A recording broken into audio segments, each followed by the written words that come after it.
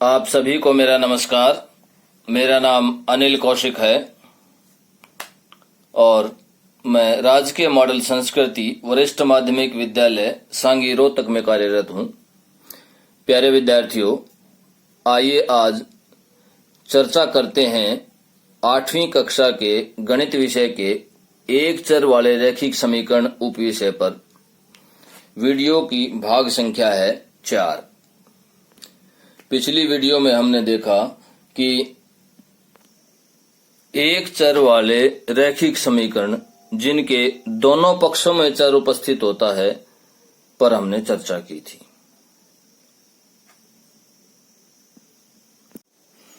आइए अब चर्चा करते हैं कि जिन समीकरणों के पद भिन्नों के रूप में हो उनको कैसे हल किया जाएगा, कैसे उनका सॉल्यूशन किया जाएगा, कि प्रत्येक पद जो है वो क्या हो, फ्रैक्शन टाइप का हो, भिन्न के रूप का हो, उसको कैसे सॉल्व करेंगे। आइए एक क्वेश्चन पर चर्चा करते हैं। आपको स्क्रीन पर एक समीकरण दिखाई दे रहा है n/2 - 3n/4 + 5n/6 = 21। यहां पर जो प्रत्येक स्टेप है ये देखिए ध्यान से, प्रत्येक स्टेप फ्रैक्शन है। तो हम इसके लिए क्या करेंगे कि लेफ्ट हैंड साइड का, या अगर दोनों साइड में दिया गया है तो दोनों का अलग अलग एलसीएम ले लेंगे और वहां तक सोल्व करके उसके बाद आगे चर्चा करते हैं। तो देखिए यहां 2, 4 और 6 का जो एलसीएम है, एलसीएम किसका, 2 का, 2, 4 और 6 का एलसीएम कितना आ जाएगा, 12 आ जाएगा। जब आप निकाल कर देखेंगे तो एलसीएम 12 आएगा। अब क्या करते हैं कि एलसीएम ले लेते हैं इस तरह से। इसका नेक्स्ट स्टेप क्या होगा, इस तरह से एलसीएम ले लिया हमने 12। अब 2 से 12 को जब भाग करेंगे तो 6 पर जाएगा, तो और 6 की ओर इस अंश की गुणा हो जाएगी। यहां पर कितना है, 1 है, तो यह कितना आ जाएगा, 6n आ जाएगा। इसी तरह से नेक्स्ट स्टेप के लिए करेंगे, 4 से भाग करेंगे 12 को, 3 पर जाएगा और 3 की ओर ऊपर वाले अंश की गुणा करेंगे तो 3 × 9n और माइनस है तो माइनस आ जाएगा। इसी तरह से 6 से 12 को भाग करेंगे तो 2 पर जाएगा और 2 पंजे 10 और ये क्या आएगा, 10n आ जाएगा। और राइट हैंड साइड हम अभी एज इट इज लिख रहे हैं। अब इसके बाद क्या होगा, देखिए आगे चलते हैं। अब इससे नेक्स्ट स्टेप में हम क्या करेंगे कि जो ये हर है लेफ्ट हैंड साइड का, इसको दूसरी साइड में ले जाएंगे, राइट हैंड साइड में ले जाएंगे। यहाँ डिवीजन में है ये, तो उधर क्या किस में चला जाएगा, मल्टीप्लीकेशन में चला जाएगा और ये क्या हो जाएगा, 6n - 9n + 10n = 21 × 12। अब हमें कैलकुलेट करना है, क्योंकि हमारे पास लेफ्ट हैंड साइड में वेरिएबल वाले टर्म्स हैं और राइट हैंड साइड में नॉन वेरिएबल वाली टर्म्स हैं। तो इस तरह से हमें कैलकुलेट करना है। तो नेक्स्ट टर्म क्या आएगी, इनको कैलकुलेट करने के बाद हमारे पास आ जाएगा 7n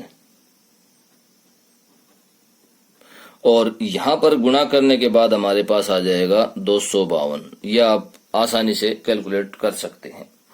इसके बाद नेक्स्ट स्टेप जो हमारा होगा, नेक्स्ट स्टेप होगा कि n की वैल्यू निकालना, n का मान निकालना। तो देखिए n का मान हम कैसे निकालेंगे, यहां पर 7 जो है n के साथ चिपका हुआ है, गुणा में है, तो n की जब वैल्यू निकालेंगे तो हमारे पास क्या आएगा, 252 डिवीजन भाग 7 आ जाएगा। और भाग का मतलब क्या है कि 252/7 और यहां पर क्या आ जाएगा, 36 आ जाएगा। तो इस प्रकार हम भाग करने के बाद तो n की वैल्यू हमारे पास क्या आ गई, n की वैल्यू आ गई हमारे पास 36। तो इस प्रकार इस तरह के जो समीकरण हैं जिनमें जो प्रत्येक पद है वो भिन्नों के रूप में दिया गया है, तो उसको आप इस तरह से सॉल्व करेंगे। आइए अब चर्चा करते हैं कि जब समीकरण में चर जो है अंश तथा हर दोनों में उपस्थित हो तो हम समीकरण को किस प्रकार हल करेंगे। जैसा कि आपको स्क्रीन पर दिखाई दे रहा है कि 9/7 माइनस 6x बराबर है 15 के। यहां पर अंश में अचर है, लेकिन हर में क्या दिया गया है, चर दिया गया है। तो इस प्रकार के समीकरण को, अंश में चर नहीं है इसमें, इस क्वेश्चन में, तो इस प्रकार के क्वेश्चन को कैसे हल किया जाएगा। देखिए, इस प्रकार के क्वेश्चन को हम इस तरह से हल करते हैं कि दोनों तरफ हम भिन्न के रूप में टर्म्स को बना लेते हैं। जिसके नीचे कुछ भी नहीं है या जो पूर्णांक है उसको भी हम भिन्न के रूप में लिख लेते हैं, और नीचे क्या लिख, हर की जगह क्या लिख दिया जाता है, 1 लिख दिया जाता है। और नेक्स्ट टर्म फिर क्या करते हैं, यहां पर हम क्रॉस मल्टीप्लिकेशन करते हैं, मतलब इस तरह से कि इसके अंश से हर को गुणा कर देते हैं और इस हर से इसके अंश को। वैसे भी आप थोड़ा सा यहां पर विचार कीजिए, जब हम इस 1 को दूसरी तरफ लेके जाएंगे तो ये कहां जाएगा, अंश में जाएगा, ऊपर गुणा में जाएगा, क्योंकि यहाँ भाग में है। और इसी तरह से ये भाग में है तो दूसरी तरफ किस में जाएगा, गुणा में जाएगा। तो दूसरा स्टेप हमारा क्या होगा कि 9 गुणा 1 इस तरह से, और बराबर है किसके, 15 को किससे गुणा करेंगे हम, 7 माइनस 6x से। इस तरह से क्रॉस मल्टीप्लाई कर देते हैं, और क्रॉस मल्टीप्लाई करने के बाद हमारे पास जो आएगा उसको सोल्व कर लेते हैं। देखिए यहाँ पर क्या बचा, 9, और यहाँ क्या बचा, यहाँ पर क्या आ जाएगा, 105। 15 की और 7 की गुणा करेंगे तो 105 आ जाएगा, और यहाँ कितना आएगा, 90 x आ जाएगा। इसके बाद हमारा नेक्स्ट स्टेप होगा कि हम वेरिएबल वाली टर्म एक तरफ करें। हम 90x को दूसरी तरफ लेके जाते हैं तो ये पॉजिटिव हो जाएगा, और नॉन वेरिएबल वाली टर्म 9 है जैसे लेफ्ट हैंड साइड में, उसको इस तरफ लेकर आते हैं तो ये हो जाएगा 105 माइनस 9, और इसको कैलकुलेट करने के बाद हमारे पास क्या आ जाएगा, 96 आ जाएगा।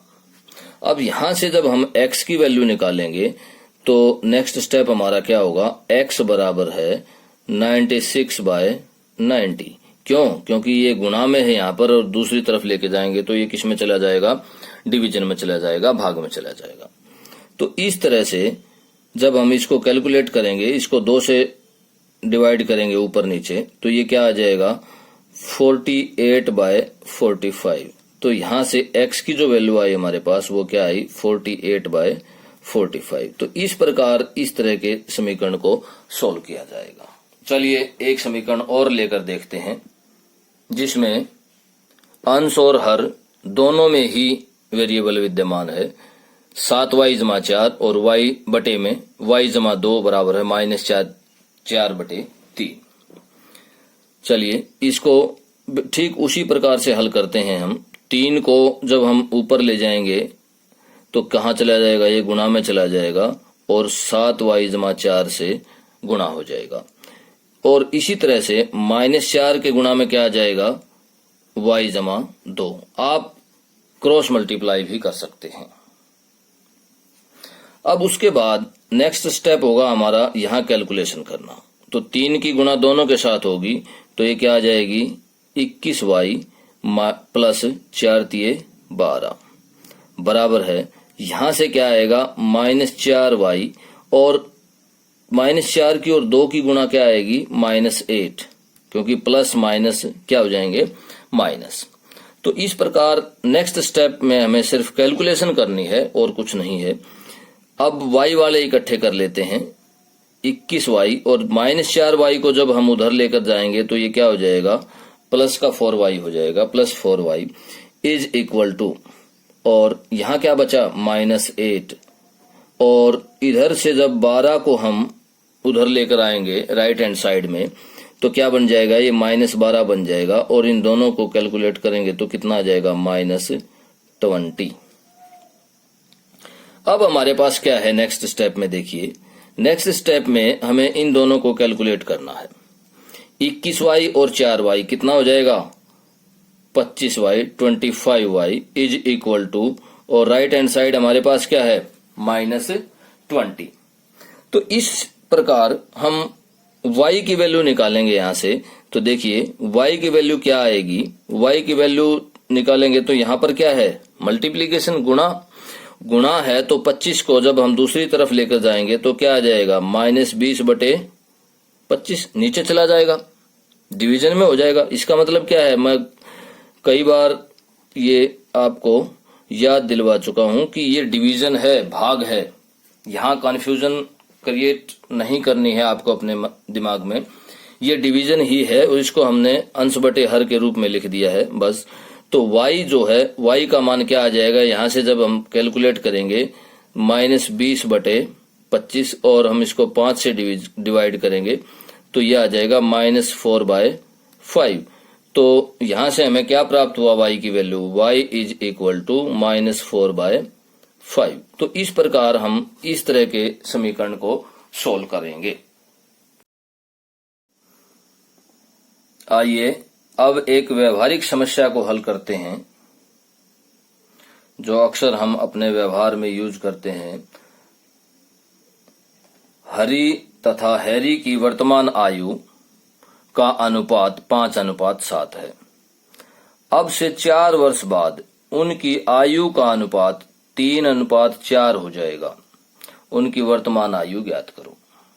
देखिए, मैं आपको पीछे वाली वीडियो में भी बता चुका हूं कि जब इस तरह से अनुपात दिया जाता है तो दोनों की अनुपात के अनुसार ही मान ली जाती है, चाहे वो आयु है या कुछ और संख्याएं हैं, तो दोनों को अनुपात के अनुसार ही माना जाता है। तो देखिए कैसे,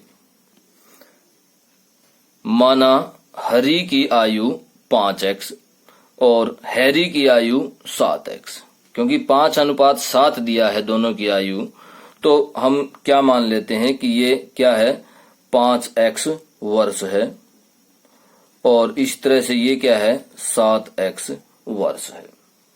अब क्या कहता है कि अब से 4 वर्ष बाद, ये आज की वर्तमान आयु है दोनों, ये क्या है, कौन सी आयु है, ये वर्तमान आयु है, दोनों वर्तमान आयु, दोनों ही वर्तमान आयु हैं।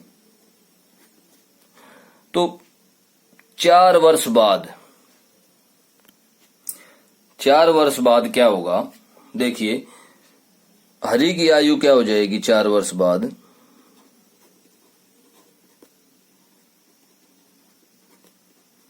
पांच एक्स में 4 और जुड़ जाएंगे।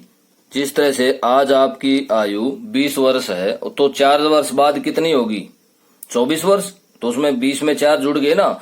तो उसी तरह से हरी की आज की वर्तमान आयु क्या है, 5x है। तो 4 वर्ष बाद हरी की आयु क्या होगी, 5x/4, और हैरी की आयु क्या होगी 4 वर्ष बाद, 7x में 4 और जुड़ जाएंगे, ये 7x/4 और ये क्या हो जाएगी 5x/4। तो इस तरह से ये दोनों की अलग अलग आयु हमारे पास आ गई 4 वर्ष बाद की। अब क्या कहता है, देखिए ध्यान से, कि 4 वर्ष बाद उनकी आयु का जो अनुपात है वो कितना हो जाएगा, 3:4 हो जाएगा। अनुपात देखिए प्रश्नानुसार क्या है कि इन दोनों का अनुपात, इन दोनों आयु का अनुपात देखिए कैसे, 5x/4 बटे, हम अनुपात को डिवीजन के रूप में ही प्रयोग करते हैं, और इसी तरह से 3:4 मीन्स 3/4।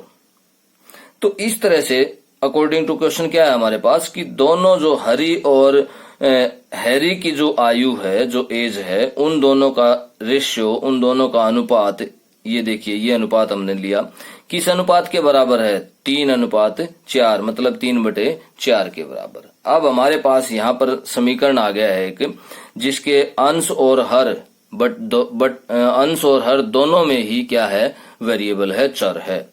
तो हम देखिए उसको कैसे सोल्व करेंगे। यहां हम क्रॉस मल्टीप्लीकेशन करते हैं और क्रॉस मल्टीप्लीकेशन करने के बाद हमारे पास क्या आएगा, 4 गुणा में 5x/4 बराबर है, इसी तरह से 3 गुणा में 7x/4। ये हमारे पास लेफ्ट हैंड साइड और राइट हैंड साइड आ गई। अब इनको सोल्व कर लेते हैं। ये कितना आ जाएगा 20x और ये कितना आएगा 4 चौके 16 और आगे क्या आ जाएगा ये 21x और 4 तिये 12। अब ध्यान से समझिएगा इनको किस तरह से हम सोल्व कर रहे हैं। अब नेक्स्ट स्टेप यहाँ कर रहे हैं। देखिए अब वेरिएबल वाली जो टर्म है उनको हम एक तरफ इकट्ठा कर लेते हैं। तो 20x minus 21x is equal to, non variable वाली को इकट्ठा कर लेते हैं तो 12 माइनस 16। अब ध्यान से देखिए 16 जो इधर जाएगा तो नेगेटिव हो जाएगा, 21x इधर जाएगा तो वो भी नेगेटिव हो जाएगा। अब यहां से हमारे पास क्या आ गया, इनको दोनों लेफ्ट हैंड साइड को कैलकुलेट करते हैं तो क्या आ जाएगा हमारे पास माइनस 1x, इसको आप सीधा x भी लिख सकते हैं। और 12 में से 16 गए तो कितना आ जाएगा माइनस 4। तो इस प्रकार हमारे पास यहां से x की वैल्यू क्या आई, यहां से हमारे पास x की वैल्यू आई 4।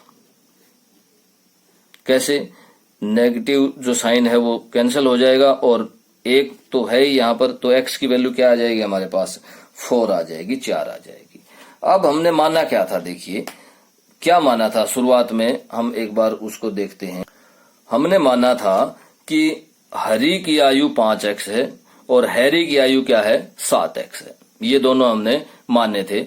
अब ध्यान से देखिए x हमारे पास क्या आया है 4 आया है x की वैल्यू, तो 4 अगर हम यहाँ पर रखेंगे तो 5 चौका 20, तो हरी की वर्तमान आयु कितनी हो जाएगी 20 वर्ष और हैरी की वर्तमान आयु कितनी हो जाएगी 7 चौका 28 वर्ष हो जाएगी। देखिए कैसे, हरी की वर्तमान आयु क्या हो जाएगी, ये हो जाएगी 5 गुणा 4 बराबर है 20 वर्ष। क्योंकि x की वैल्यू क्या है हमारे पास 4 आई है तो हमें 5 से गुणा करना है उसको, तो 20 वर्ष हो जाएगी। इसी तरह से हैरी की वर्तमान आयु क्या हो जाएगी, हैरी की वर्तमान आयु क्या हो जाएगी 7 से गुणा करना हमें, तो 7 गुणा 4 कितने आ जाएगी 28 वर्ष। तो इस प्रकार इस तरह के व्यवहारिक क्वेश्चंस को भी हम आसानी पूर्वक हल कर पाएंगे। बहुत बहुत धन्यवाद।